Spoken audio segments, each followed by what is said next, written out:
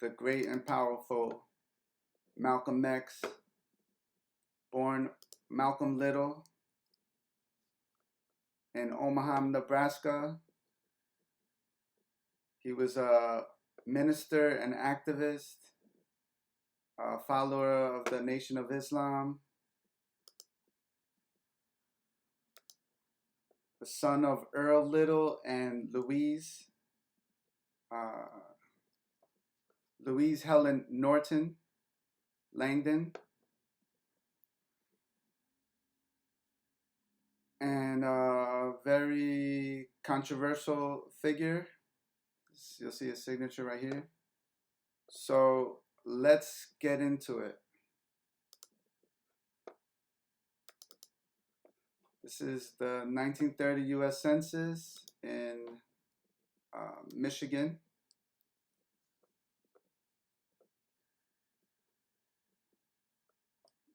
This is the Little family. Father, Earl Little. Louise, the wife. These are the brothers of Malcolm X, and this is young Malcolm right here at about 4 years old. The mother is considered Negro here, even though she is half English. You see her, this is where their parents was born. The father was born, you'll see Malcolm was born in Nebraska.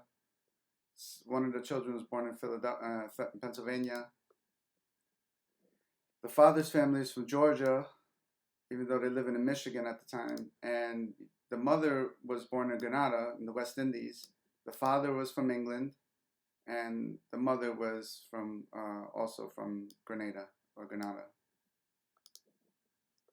The father was a laborer doing odd jobs, and the mother was unemployed. 1930 U.S. Census. This is young Malcolm X. Malcolm Little, he changed his name to Malcolm X. And later, Malcolm Shabazz.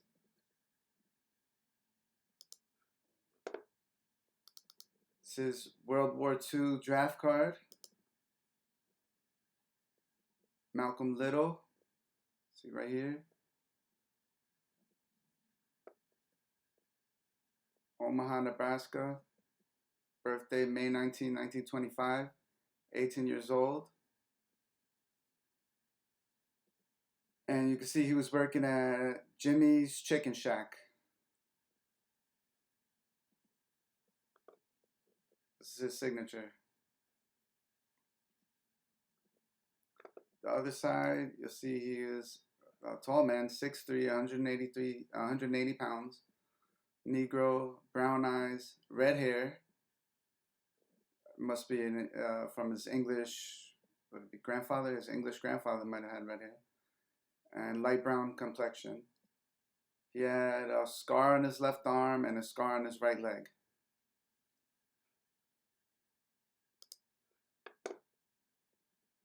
Now, in 1944, he started to get into some trouble. This is his mugshot. I believe this is in Massachusetts where he moved with his older sister.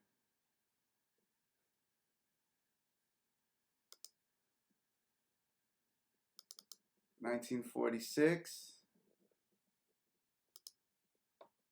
This is from the Boston Globe in 1946. See right here. 3 girls, 2 men, held in series of housebreaks. 3 girls and 2 men were ordered held in bail today in Middlesex Superior Court by Judge Alton T. Buttrick on charges of conspiracy and 4 counts of breaking, entering, and larceny in homes in Belmont, Newton, and Arlington, December 11, 12th, and 14th. Cora Martirosian, 23, of First Street, South Boston, was held in $1,500 bail as a material witness after pleading guilty. held on $1,500 bail for trial after pleading not guilty. Where this is her. Beatrice Bakarian, 22, and Joyce Julian, 18, both of Harvard Street, Cambridge, and held in $10,000 each after pleading not guilty, were Malcolm Little, 28, aka Malcolm X, of Dale Street, Roxbury, and Malcolm Jarvis, 30, of Wombeck, St. Roxbury. According to the police, the 3 girls and 2 men rode into various homes. After one girl rang the bell without receiving an answer, the 5 would break into the dwelling. So they had a scheme going on, but they were caught. This is 1948, another separate mugshot.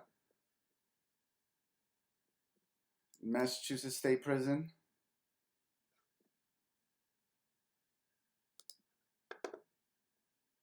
This is the 1950 U.S. Census.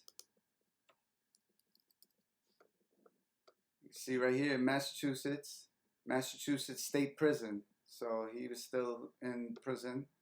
This is him right here. Malcolm Little, prisoner, Negro male, 24 years old, never married, of Nebraska, and he's an inmate.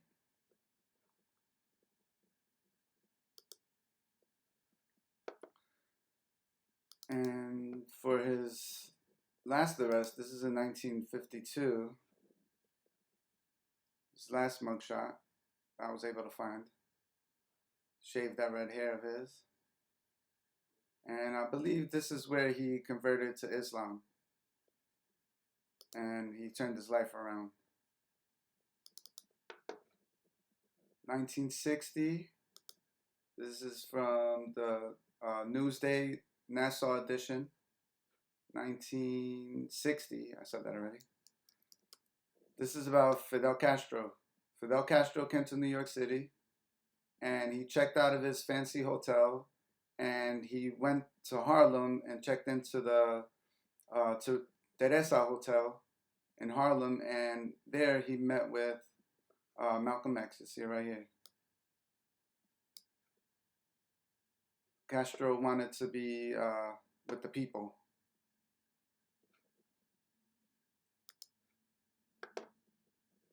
Right here's a photo of the day. Fidel Castro, the Cuban leader, revolutionary dictator, and Malcolm X.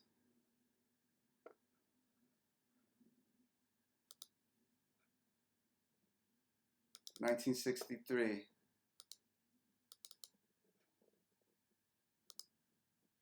This is from the Newsday Suffolk edition. Malcolm X criticizes Kennedy. New York. Black Muslim leader Malcolm X described President Kennedy's assassination as an occurrence of the chickens coming home to roost.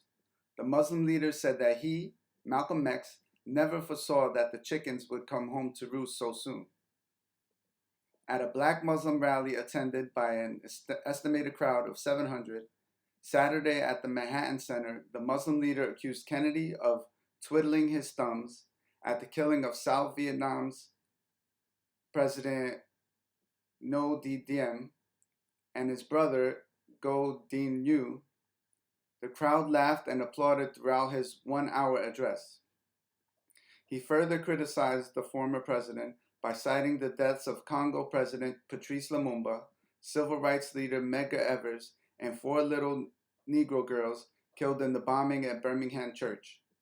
He called these deaths other chickens coming home to roost.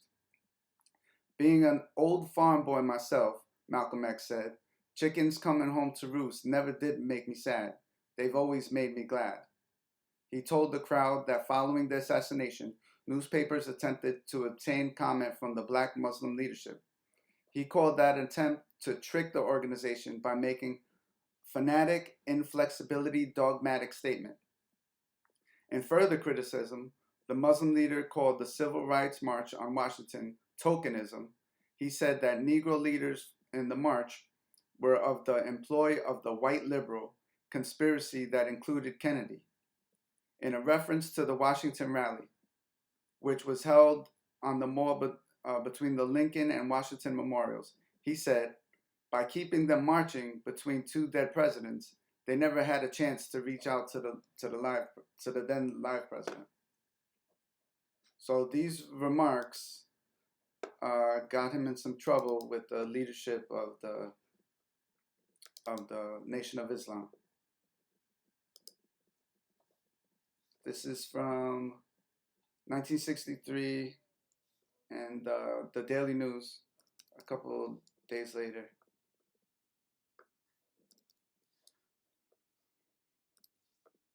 Suspended Malcolm X for slur on JFK. Chicago, December 4th.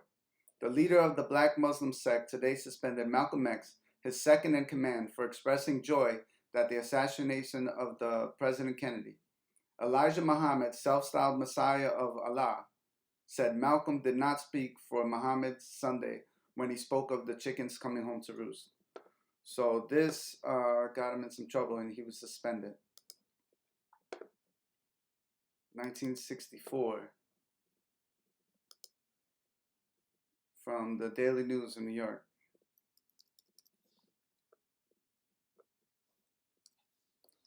Malcolm X quits the Muslims. Malcolm X, under suspension since December as the New York leader of the Chicago-based Black Muslim movement, made the break complete last night with the announcement that he is organizing a militant black nationalist party. The party, he said, will plunge into the civil rights movement and attempt to turn Negroes away from nonviolence and into active self-defense against white supremacists in all parts of the U.S. Muslims too sectarian. The black Muslims and their leader, Elijah Muhammad, plunging for a separate black nation, have been aloof from the fight for integration. Malcolm, while insisting that he remains a Muslim, declared that the movement has gone as far as it can because it is too narrowly sectarian and inhibited. He plans to work on my own among America's 22 million non-Muslim Negroes. He dismissed the so-called Negro Revolution in the U.S. as a deception practiced upon Negroes because it has failed to produce any positive results in the past year. Blames jealousy in fall. I shall tell them, he added, what a real revolution means, the French Revolution, the American Revolution, Algeria, to name a few. There can be no revolution without bloodshed, and it is nonsense to describe the civil rights movement in America as a revolution. Malcolm blamed his fall from grace in the black Muslim movement on the jealousy of Elijah Muhammad's son, Akbar, and son-in-law, Raymond Sharif, head of the Fruit of Islam, the sect's brownie, highly trained security guard. He said they feared a national reputation would make him the natural successor to Elijah at the top of the leader.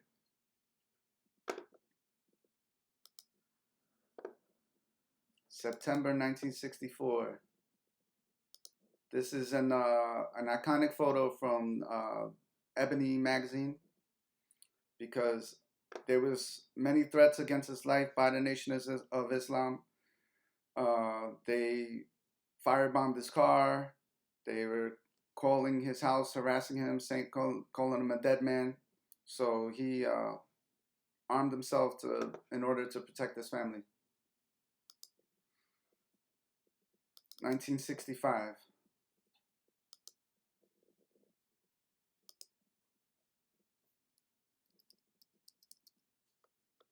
This is from the Newsday, Suffolk edition, 15 February 1965.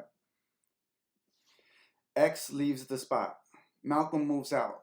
Elmhurst, a city marshal bearing an eviction order, showed up yesterday at the firebombed house that has been occupied by black nationalist leader Malcolm X, but he found no one to evict. Police said that Malcolm X had moved his family and furnishing to another location during the night. The marshal, Reginald Thorpe, did find all the doors in the house of 2311 97th Street locked, so he kicked in the window and to gain entrance. Thorpe was accompanied by Joseph X, a black Muslim representative, Malcolm X, who defected from the black Muslim last year. He claimed that the six-room house was given to him by his followers. The black Muslims maintained that the sect owned the house, and the attorneys secured the eviction order Monday in civil court. Malcolm X's attorney, Percy Sutton, said that his client had moved because the house was not habitable. On Sunday, 2 firebombs were hurled into the house, causing extensive damage. Malcolm X accused the black Muslims of being responsible for the attack. The Muslims said that Malcolm X himself staged the bombings to gain publicity. Sutton and his client's move did not affect the suit in the appellate terms of Supreme Court, in which Malcolm X is asking that he be declared the owner. Police said that Malcolm X, his wife, and 4 daughters had moved to 3450 110th Street in Corona, Queens. So it's getting real over there. 1965. The Daily News, February 22nd, 1965. Malcolm X murdered. Gunned down at rally. This is a photo of him on the day of his death. He died the day before. This is the newspaper from the following day. So he died on the 21st. Malcolm X, 39, is wheeled on a stretcher atop a rolling bed from Auburn Ballroom, 166th Street and Broadway, after he was shot yesterday afternoon. He was declared dead at the Vanderbilt Clinic and Columbia Presbyterian Medical Center within 15 minutes of the attack. 2 men were taken by force from a howling mob of Malcolm's followers who were pummeled them on the street after the assassination. The slim Negro leader had been charging the black Muslims with plotting to kill him ever since he defected from the group a year ago.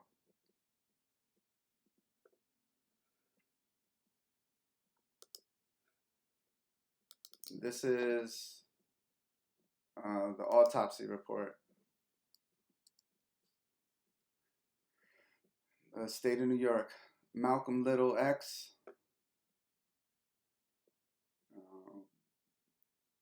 Go down here. Autopsy. Hotel Teresa. Bullet wound entries.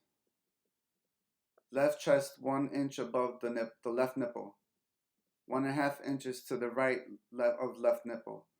2.5 inches to the right of the left nipple. 4 inches to left of the right nipple. So he was shot 1, 2, 3, 4, 5, 6, 7, 8, 9, 10 times, and died from his injuries in front of his family and his followers.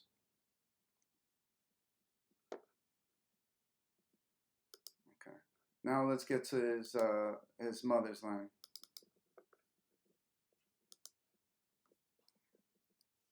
These are his parents,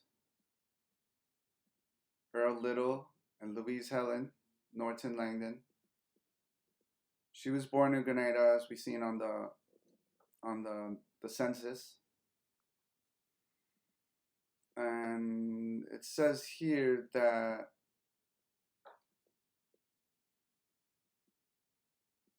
this is her mother, Ella, right? And Ella was the daughter of Jupiter and Mary Jane Langdon, both who were kidnapped from Nigeria and sold into slavery before being freed by the British Royal Navy and eventually transported to Grenada. Louise's mother, Ella, was one of 6 of the Langdons, I won't say that, by a significantly older Scotsman named Norton. So this is, on the census said he was born in England, but right here it says he was Scottish. So Louise's mother was Ella, who was, where is it? This, by an older Englishman, and she was the product And Ella was the daughter of Jupiter and Mary Jane Langdon, who were both born in Nigeria and kidnapped and sold into slavery and freed by the British Royal Navy.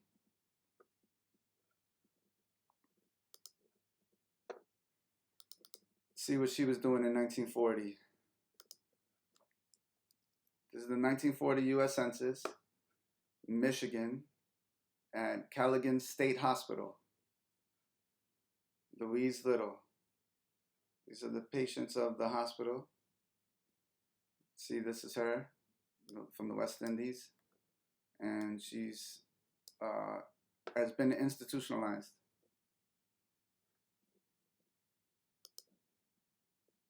1950 U.S. Census. Remember, her son was in prison during this time in 1950 in Boston. And she's in Michigan at the Kalamazoo State Hospital, and she is in the mental institution. So she has been institutionalized, and she's been there for at least 10 years.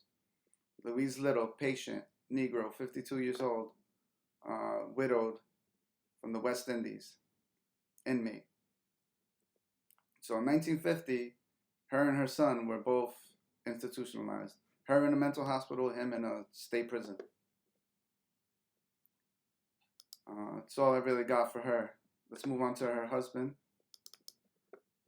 1900. This is in Taylor, Georgia. This is the 1900s federal census, U.S. Census. This is the family right here. His name was Earl, but sometimes he was called Early. Born in 1890 in Georgia. These are his parents, John Little and Ella. And Ella's going to be called Ella Gray. He was born in 1859 and she was born in 1865. So he was born during slavery. So he would have been 5 years old when slavery was abolished in the United States. Not saying he was born a slave, but I'm just saying that he was born during slave times. The whole family's from Georgia, and it looks like he is a farmer.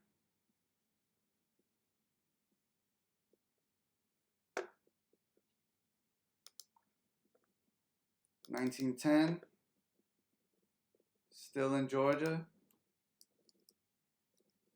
and young Earl is 19 years old. John Little and Ella, Georgia. They're still in Georgia, Taylor, Georgia. And he is a farmer on a general farm. And Earl is also a farmer. 1920, U.S. Census. This is, now they're living in Pennsylvania, in Philadelphia. Early Little right here, he's married already to Louise. See, Georgia, she's from the West Indies, Georgia. And he's a porter at a department store, and she's doing housework for a private family.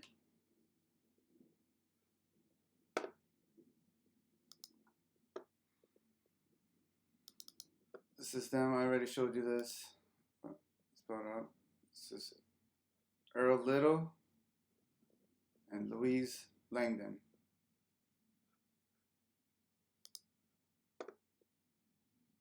(1929). This is from the Lansing State Journal in Michigan.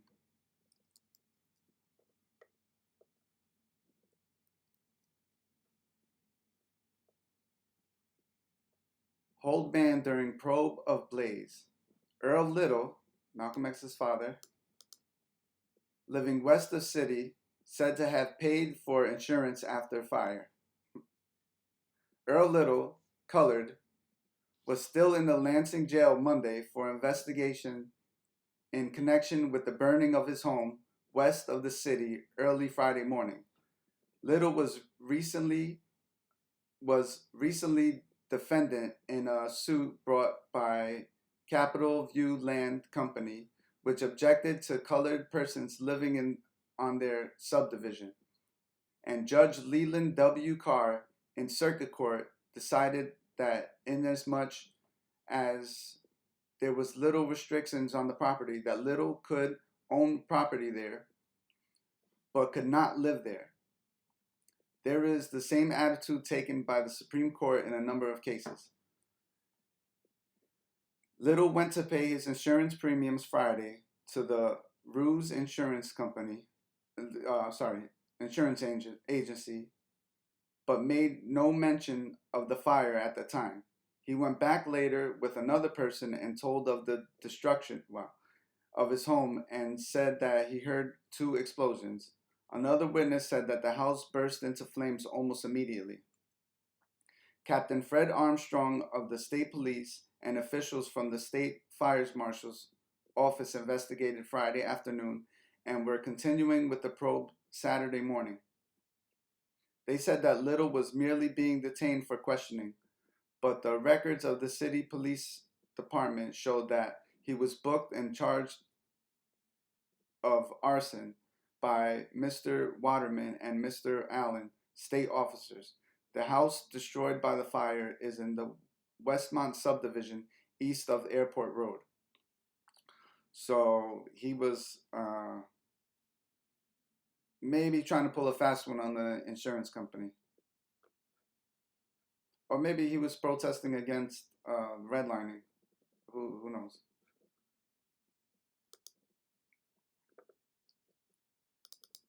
(1931) Lansing State Journal in Michigan.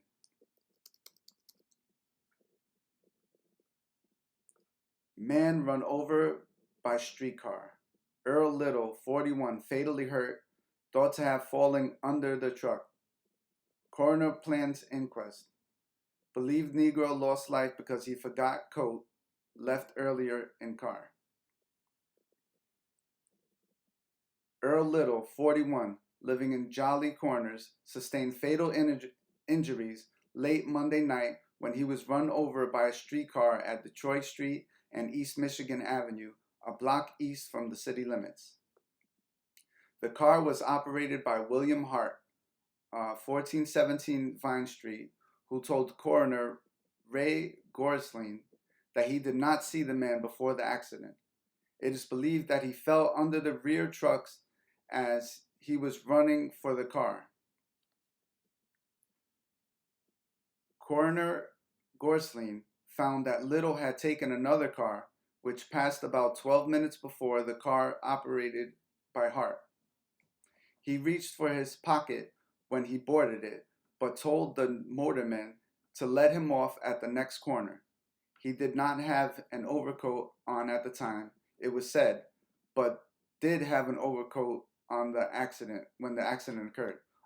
Oh, I see. Went back for a coat. It is believed that he discovered that he had forgotten his coat when he reached for his purse and that he got off the car to go back for it. The coroner has been unable to discover where he left the coat. When he was found, his purse and streetcar check were on the overcoat pocket. Coroner Gorsling planned to summon a coroner's jury for an inquest and expected to take members of the jury to the scene of the accident Tuesday afternoon.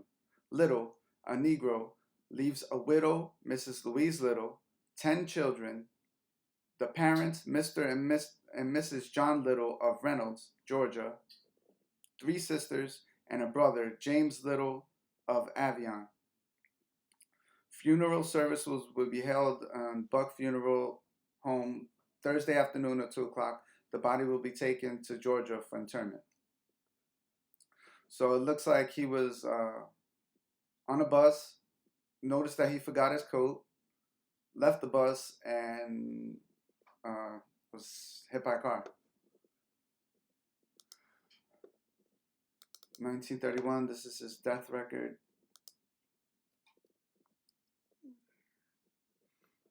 Earl Little, husband of Louise Little, and it says here he was a minister, much like his son would become. Born in Georgia to John Little and Louise Little. Oh, I'm sorry, this is the informant. They don't know the mother's name. Louise didn't know the mother's name, but his mother's name was Peggy Ford. And you can see the internal injuries: left arm, left leg were crushed. Wow.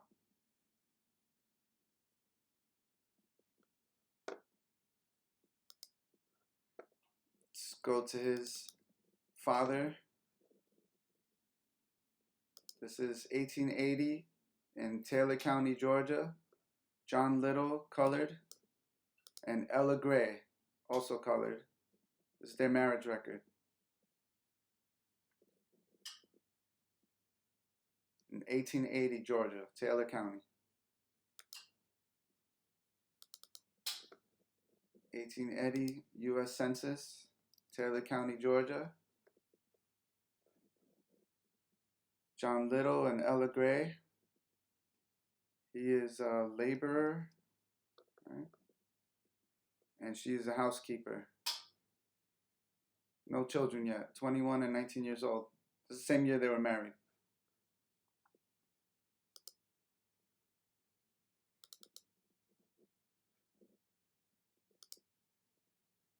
This is the wife of John Little, Ella Gray. She died in 1932. The wife of John Little, housekeeper. She died of paralysis. She's the daughter of Phil Gray and Pilum Gray. So she predeceased him because he died in 1940.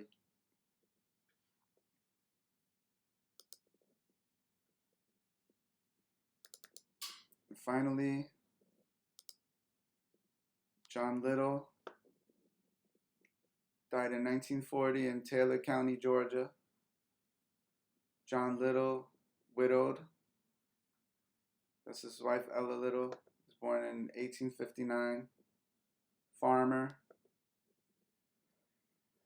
Jim Little is his father, and Peggy Ford's his mother. He died probably of old age. This is told by his daughter, Alice Little. Now, Jim Little and Peggy Ford's were from Taylor County, and they would have been born around the 1830s, so well into the slave times. I did try to find anything about them, but I was unsuccessful. I did find a slave owner who was named Thomas Little, who lived in the same area, but I was not able to find any records of his slaves, so it's unclear. But we know that Malcolm X changed his name from Little to X to denounce the slave name. But maybe he knew something that I was unable to find. So that's it. Like I said earlier, this video was suggested by Carlos Rosa. So if you have any suggestions, feel free to put them in the comments. This is the family tree of Malcolm X. Like, subscribe, and share. There's a giveaway once we're at 500 subscribers. We're more than halfway there. I'm going to do 10 hours of free genealogy for a lucky subscriber. Highlight their family history on this channel, or maybe just a line, or if you have any suggestions to the lucky winner. But yeah, subscribe to the channel. This is Malcolm X, the son of Earl Little and Louisa Helen Norton Langdon. Louisa Helen was the daughter of an Englishman by the name of Norton, and Ella Langdon, the daughter of Jupiter and Mary Jane Langdon, born in Nigeria and kidnapped into slavery. Earl Little is the son of John Little and Ella Gray. John is the son of Jim Little and Peggy Ford. Ella Gray is the daughter of Phil Gray and Pilum Gray. Hope you liked the video. Don't forget to like, subscribe, and share. Pa'lante.